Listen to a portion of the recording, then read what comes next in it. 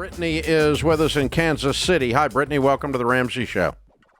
Hi, Dave. Hey, what's up? How are you? Good. How you doing? I'm good. I'm nervous to be here. It's okay. How can we help? I had a quick question. So my husband and I have had issues with buying used cars. We're not car people.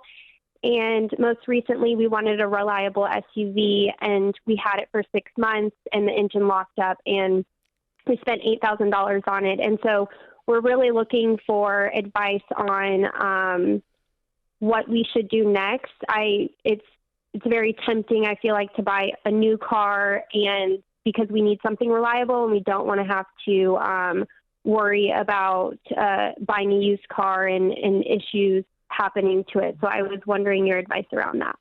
What baby step are you on? I'm just curious. I'm sorry. I'm new to Dave Ramsey and everything. So can you explain that? Sure, to me a I'd be bit? happy to. Do you currently have debt to pay off?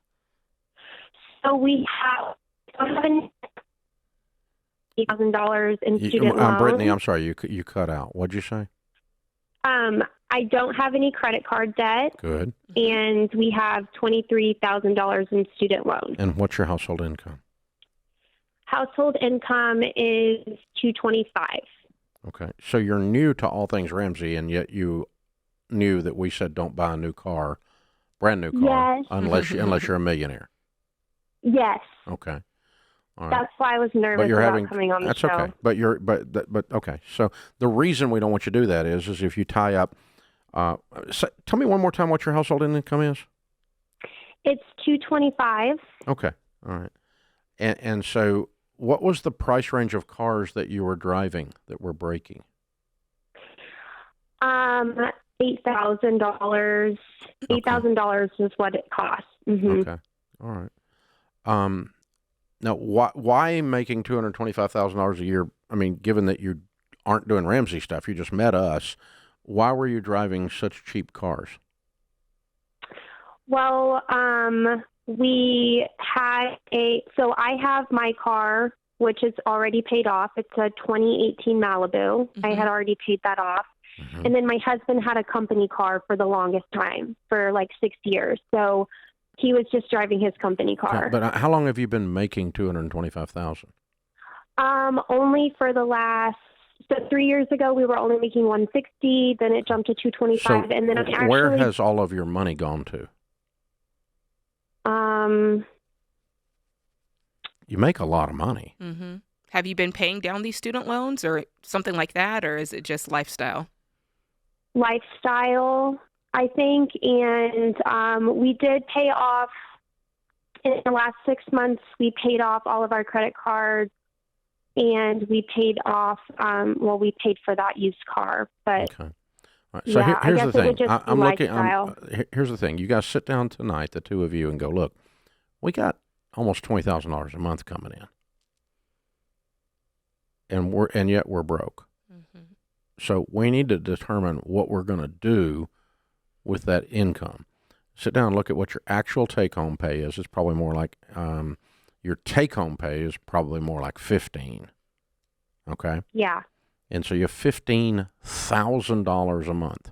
You have a house payment? We do have a house How payment. much is your house payment? My house payment is $2,000. Okay, so Okay, that's fine. $15,000 minus $2,000 is $13,000. And I want you to continue that exercise. Minus food, minus lights and water.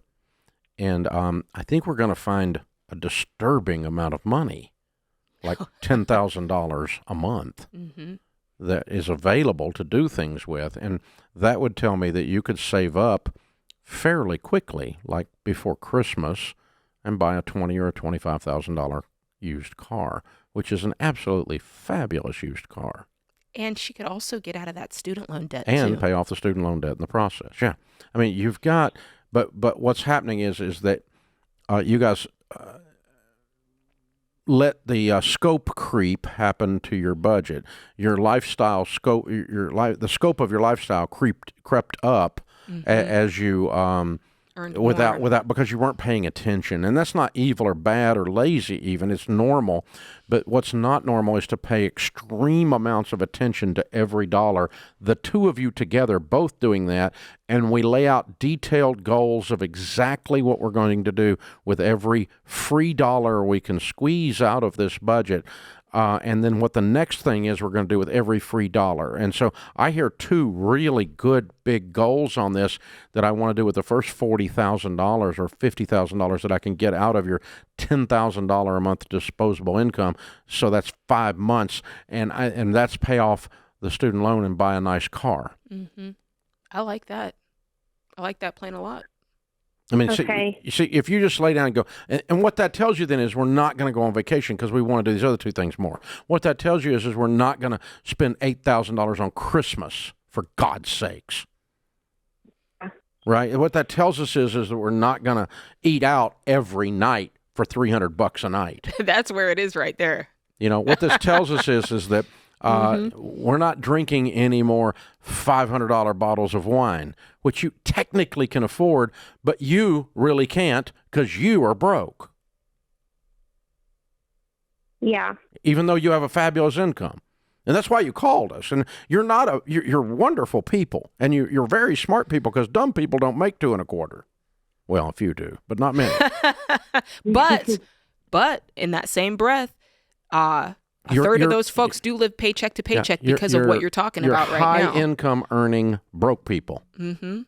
And if you look at Yeah. yourself that way, then you'll go, crap, something's got to change here. I continue to do the same thing over and over again, expect a different result. Yeah. That's the definition of insanity. I thought when we started this conversation, you were driving $1,000 cars and spending $2,000 to keep them running, and that maybe you made $40,000 or $50,000 a year. No, she's in the trap because the hard part with your situation is you make a good income, and it's so easy to lull yourself to sleep and go, oh, we got money coming in. We don't have to look at it. We don't have to think about it. We got good incomes. And then before you know it, you're more broke than the person making $40,000 a year that just keeps eyes and budgets on their money. Yeah. You and your husband sit down tonight and say, all right, we're done.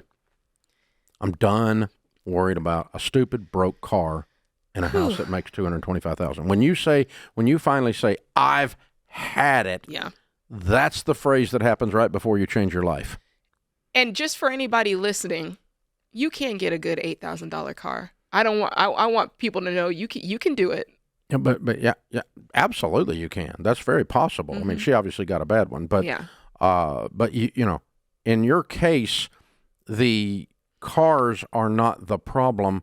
The old cars are not the problem. They're the symptom of you being completely unintentional and out of control with this fabulous income. That's right. And that's not to pick on you. So I appreciate you calling in here nervous, and we're not throwing you under the bus. We've both done exactly the same thing, bad, dumb stuff with money That's right. too. So we know it when we see it. I know what stupid looks like. I used to look at it in the mirror. So, you know, I'm not going to ask you to, but here's the thing. Though I just want to give you the power that comes to you when you start telling every dollar what to do. That's right. And pointing every free dollar at things that really matter more to you than going out to eat this right. week. Now, Dave, what about that $500 bottle of wine?